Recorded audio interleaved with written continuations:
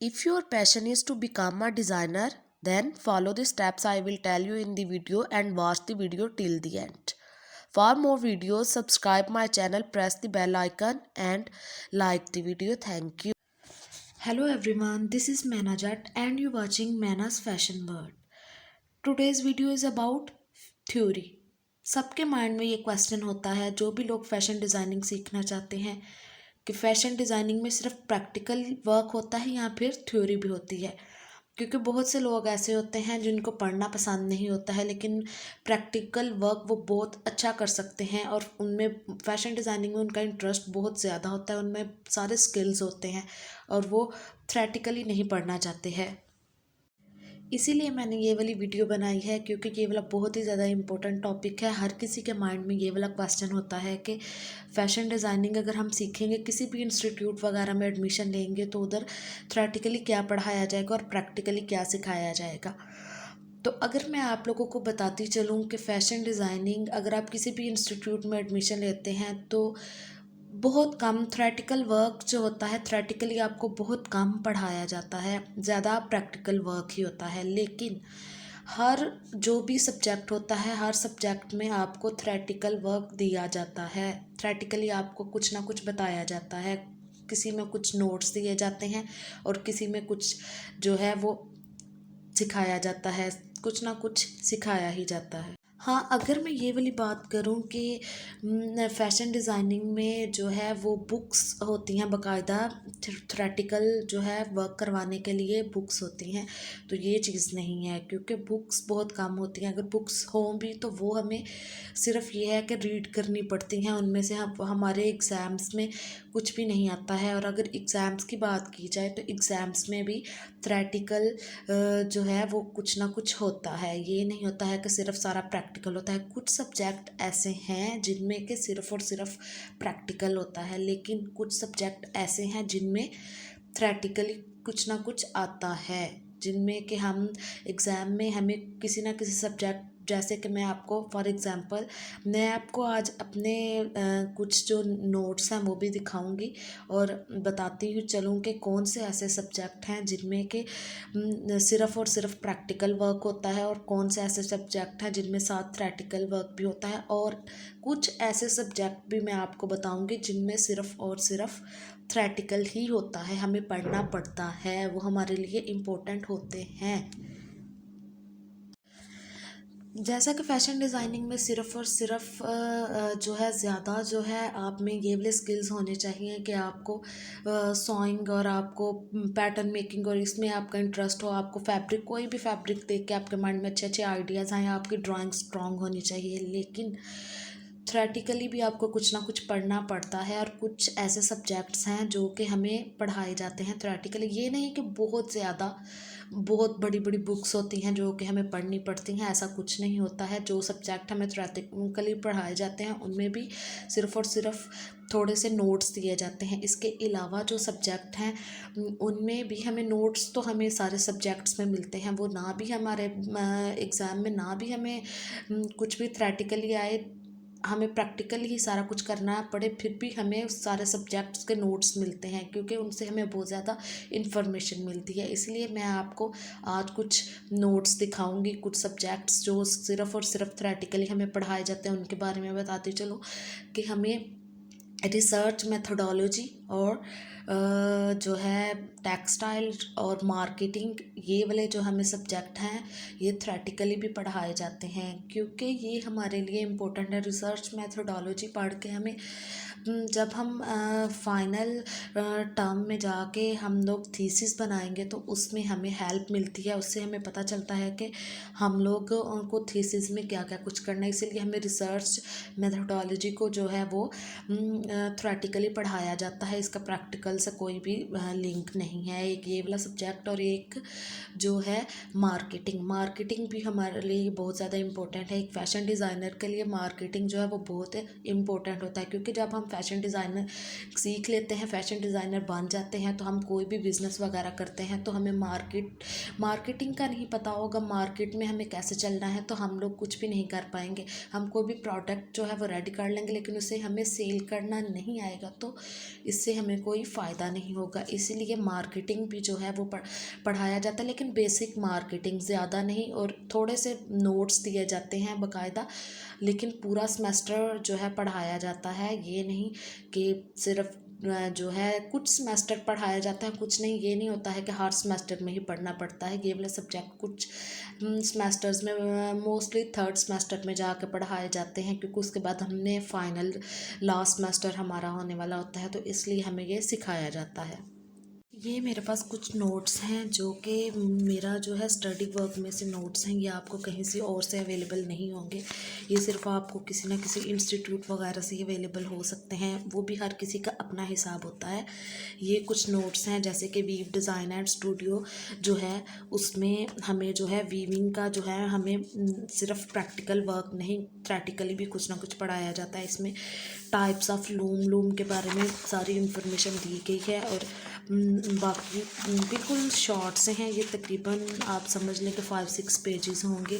तो ये वाला हमें वीव डिज़ाइन एंड स्टूडियो में पढ़ाया जाता है। वीविंग जो है वो टेक्सटाइल से रिलेटेड ही एक सब्जेक्ट आता है। टेक्सटाइल और वीविंग जो है वो एक ही चीज़ में आते हैं, लेकिन ये है कि जब यूनिवर्सिटीज़ वगैरह में पढ़ाया जाता है तो एक सब्जेक्ट के तौर पे एक सेमेस्टर में वीविंग को पढ़ाया जाता है और एक में टेक्सटाइल को अलग से, टेक्सटाइल के, क्योंकि इनका बहुत ज़्यादा लंबा कोर्स होता है और बहुत सी चीज़ें जो हैं इनमें सिखाई जाती हैं।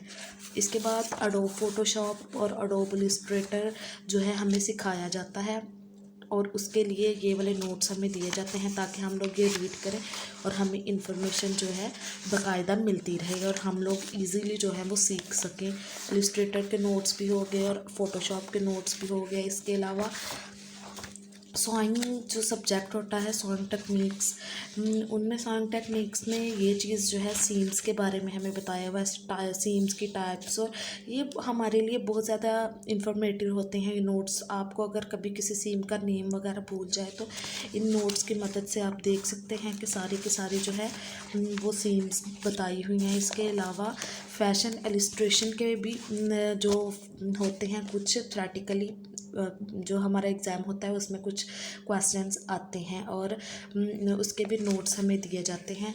इसी तरह सारे सब्जेक्ट्स में ये कुछ सब्जेक्ट्स हैं जिनमें इनके नोट्स दिए जाते हैं। हमें पेपर में भी थ्योरेटिकली इनके बारे में पूछा भी जाता है। अब बात कर लेते हैं सेकंड, ये वो नोट्स हैं जो कि हमें वैसे ही दिए जाते हैं रीड करने के लिए, हमारे पास इंफॉर्मेशन हो। ये जो है डिफरेंट सॉइंग मशीन जो है उससे रिलेटेड, उसके पार्ट से रिलेटेड जो है वो डिफरेंट नोट्स हैं।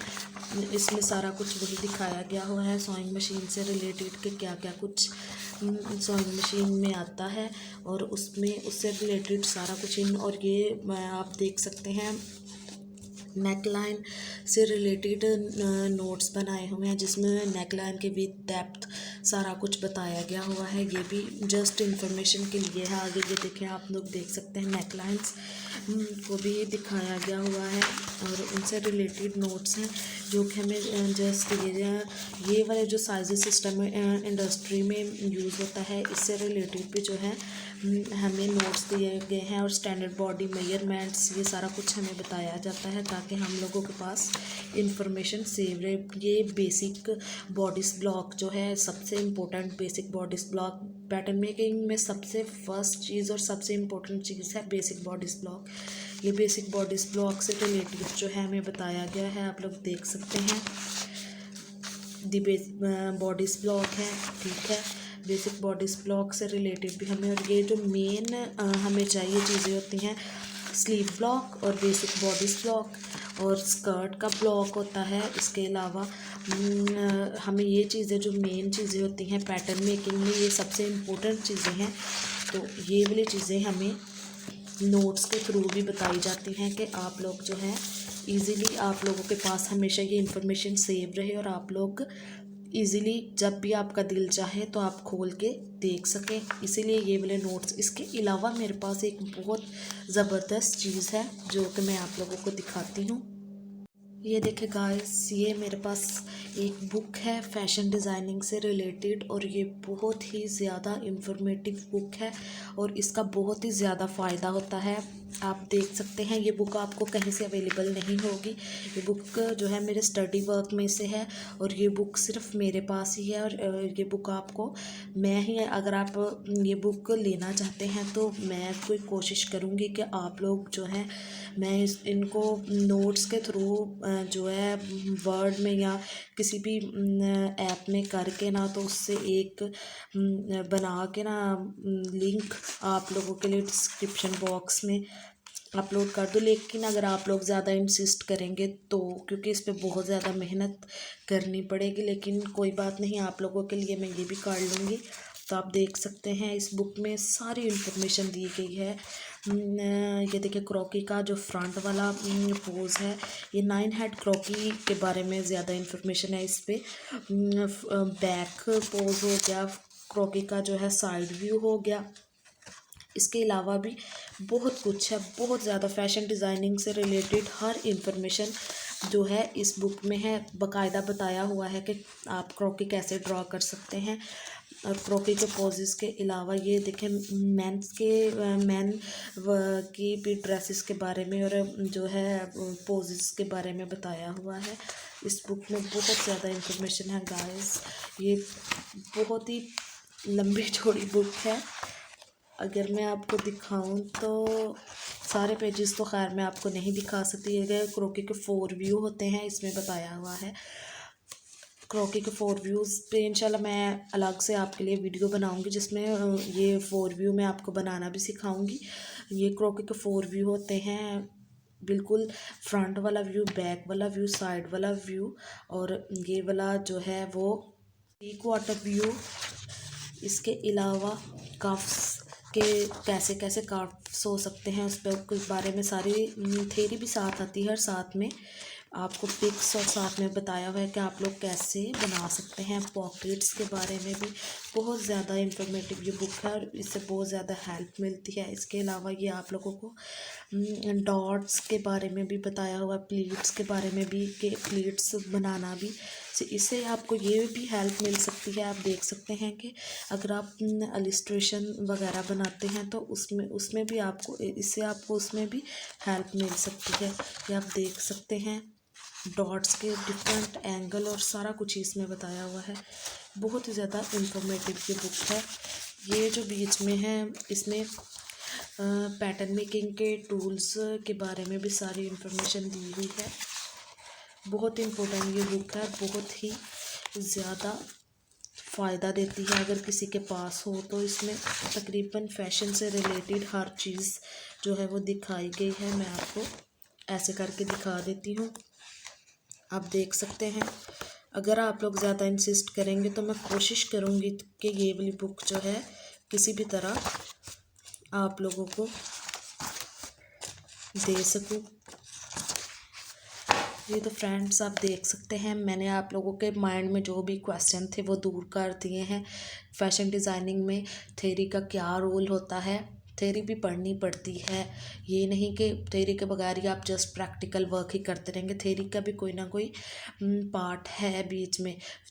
थ्योरेटिकली भी आपको कुछ ना कुछ सीखना पड़ता है, थोड़ा बहुत पढ़ना पड़ता है, ज़्यादा नहीं पढ़ना पड़ता। मोस्टली हम लोग ऐसे करते थे कि जब पूरा सेमेस्टर हम लोग ऐसे ही प्रैक्टिकल वर्क में लगे रहते थे और लास्ट में जब एग्ज़ाम्स आने वाले होते थे तो नोट्स खोल के लास्ट डे, हम लोग तो खैर लास्ट डे भी पढ़ लेते थे, पढ़ के तो जो मेन चीज़ें थी वो सीख लेनी और सीख के बाद में एग्ज़ाम दे देना। तो इसीलिए मैंने आप लोगों का डाउट जो है वो क्लियर कर दिया है आज की वीडियो। अगर अच्छी लगे तो आप लोग चैनल को सब्सक्राइब कर लें, क्योंकि अगर आप मेरा चैनल सब्सक्राइब करेंगे तो आने वाली हर वीडियो जो है वो आप लोगों को मिल सकेगी। तकरीबन ये 200 पेजेस की बुक है, लेकिन बहुत ही ज़्यादा इंफॉर्मेटिव है। फैशन से रिलेटेड इसमें सारा कुछ बताया गया हुआ है। स्लीव्स के बारे में कि स्लीव्स कोई भी डिज़ाइन हो, डिज़ाइन तो पुराना ही होता है लेकिन उसके आगे से वेरिएशंस आ जाते हैं। उसी एक डिज़ाइन की मुख्तलिफ वेरिएशंस होती हैं, तो इस बुक में सारा कुछ ही बताया हुआ है। If you like the video then thumbs up it and also subscribe my channel for more videos about fashion designing. Bye guys, see you in the next video.